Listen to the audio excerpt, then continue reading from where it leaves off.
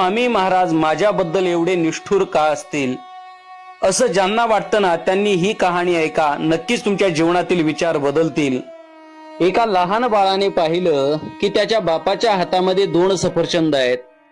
त्यांनी म्हटलं, पप्पा ते फळ मला द्या ना खाण्यासाठी.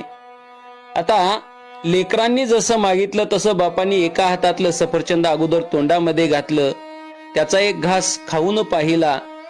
नंतर दुसऱ्या हातातीलही सफरचंद मुखामध्ये घातलं आणि त्याचाही एक घास खाऊन पाहिला. हे दृश्य पाहिल्यानंतर त्या लेकराला वाटलं की माझा बाप किती निष्ठुर आहे.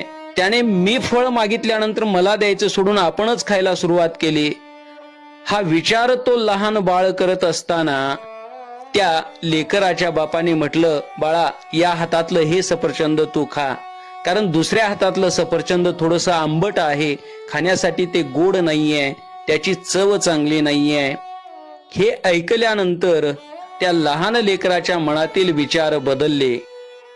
त्याच पद्धतीने स्वामी भक्तांनो, कधी कधी स्वामी माऊली जवळ आम्हीही मागणं मागतो, पण ते मागणं मागूनही स्वामी माऊली बऱ्याच वेळेला लवकर ते पूर्ण करत नाहीत. तेव्हा बऱ्याच स्वामी भक्तांना असं वाटतं की त्या जगाच्या बापाला म्हणजेच त्या ब्रह्मांड नायकांना आम्ही मागणं मागत असताना तो एवढा निष्ठुर कसा असू शकतो.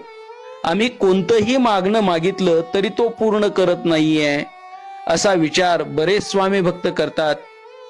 पण खरं सांगू का मित्रांनो, बऱ्याच वेळेला आम्ही मागितलेलं मागणं आमच्या नजरेमध्ये योग्य असू शकतं, पण ते स्वामी महाराजांच्या नजरेमध्ये अगोदर स्वामी महाराज तपासून पाहतात ते गोड आहे की आंबट आहे.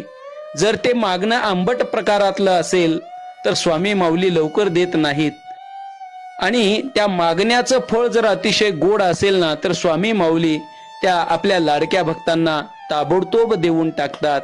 याचा अर्थ स्वामी माऊली आमच्यासाठी निष्ठुर आहेत असं नाहीये. चुकीचं फळ आमच्या जीवनामध्ये येऊ नये याची काळजी स्वामी माऊली आमच्यासाठी घेत असतात. श्री स्वामी समर्थ.